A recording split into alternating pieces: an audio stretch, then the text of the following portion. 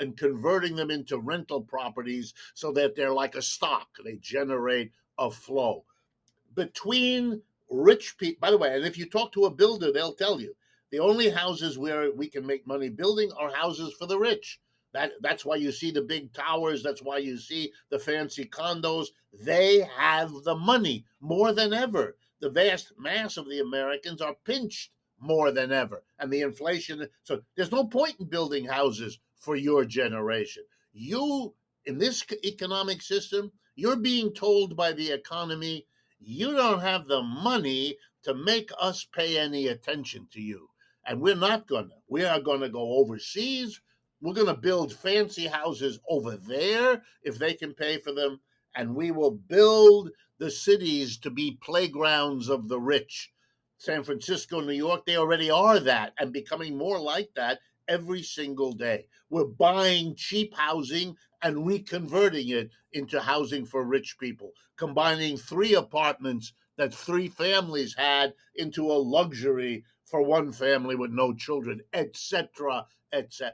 You're watching all of the complex adjustments in a society that over the last 40 years has redistributed wealth from the bottom and the middle to a tiny number of people, 10%, no more, at the top. And everything is being adjusted to serve where the money is, because that's how capitalism works.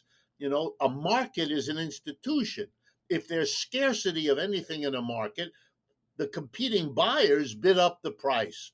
Sooner or later, as the price goes up, people at the bottom can't afford it anymore. So that's a way of deciding who gets and who doesn't.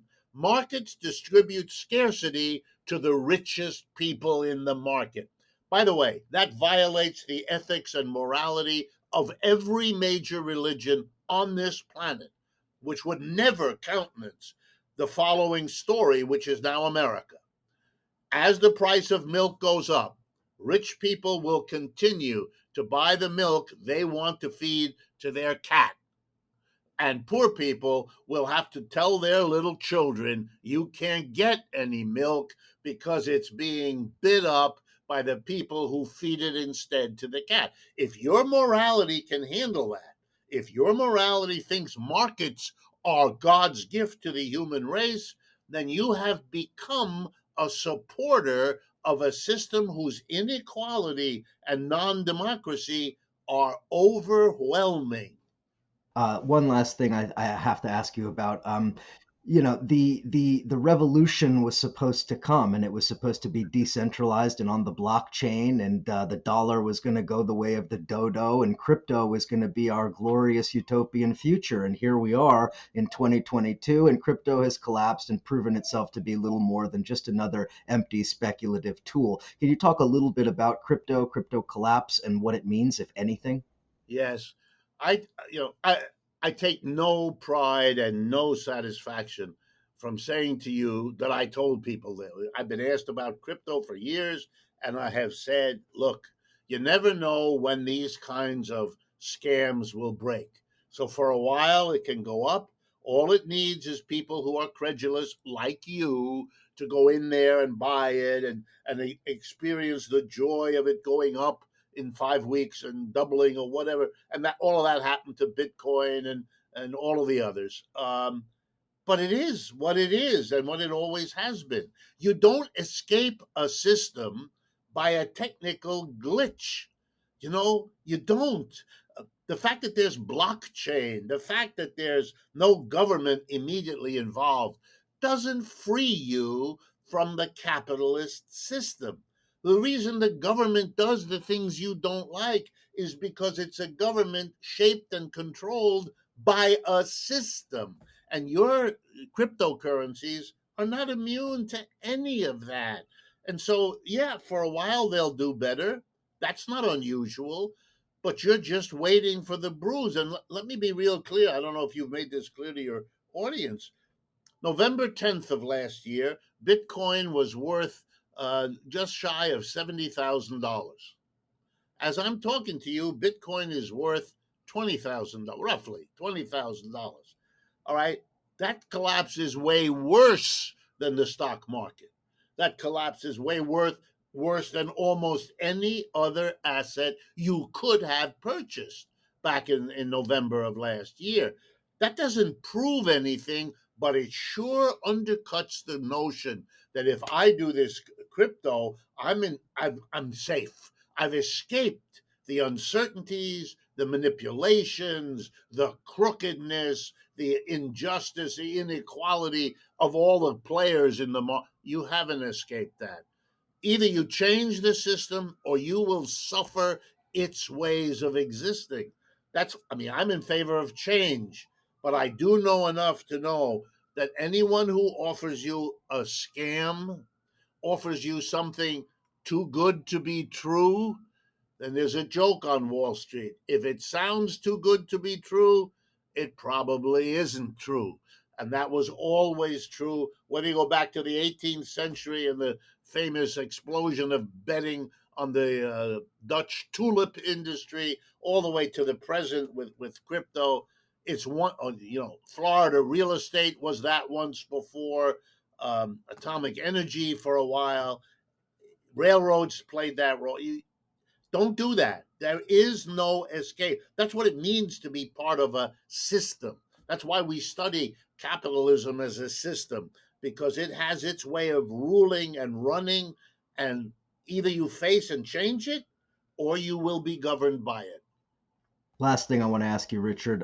We have a crisis globally, of course, the Russia Ukraine war, all of the other issues that are happening. A lot of people are fond of talking about the end of dollar hegemony, the global capitalist system, and the US dollar as reserve currency, and the Russians are moving us into a future away from the dollar, this and that. I'm very much a skeptic of a lot of that. I'm skeptical for a lot of reasons, but I know I'm asking a big question in a small amount of time. But to the extent that you can, what role do you think the dollar has in the immediate future as we see these monumental shifts globally, Russia, China, etc.? Yes, I share your skepticism up to a point. I think the direction of change is unquestionably away from the dollar. That is, the dollar cannot hold on to its global position for the simple reason that it is supported and maintained by the United States. And the United States' position in the world is on a continuous downward trend.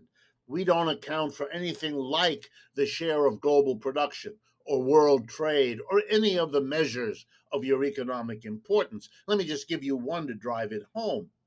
The biggest push to replace the dollar is now coming not from the Europeans, who could do it, but from something called BRICS. That's a group of nations: Brazil, Russia, India, China, and South Africa. They get together, they have been for years, and they're working on an alternative currency system and payment system. That process, which was already going on and gathering force, has now been accelerated by the sanctions against Russia, because they have forced the issue. And if the United States thought that they are the big power that they once were and that everybody would side with the United States, they have been rudely awakened. And most of the American people have just not been told. The overwhelming majority of the countries in the world are not on the side of the United States in this struggle with Russia over Ukraine. They're either neutral or they're actively supporting the Russians. And that's the majority of the world's people, not just the majority of the world's countries. And they are all in favor of having more than the US dominate the world economy. So they're going in that direction. How quickly they'll get there is really the only question. And I agree with you there. That's not happening immediately. That's a long and well developed system that's been there for 75 years, basically since the end of World War II. And so that's going to, that's a lot of work to change that. But it's getting closer, and we may be surprised. Let me leave you with a statistic to keep things in perspective.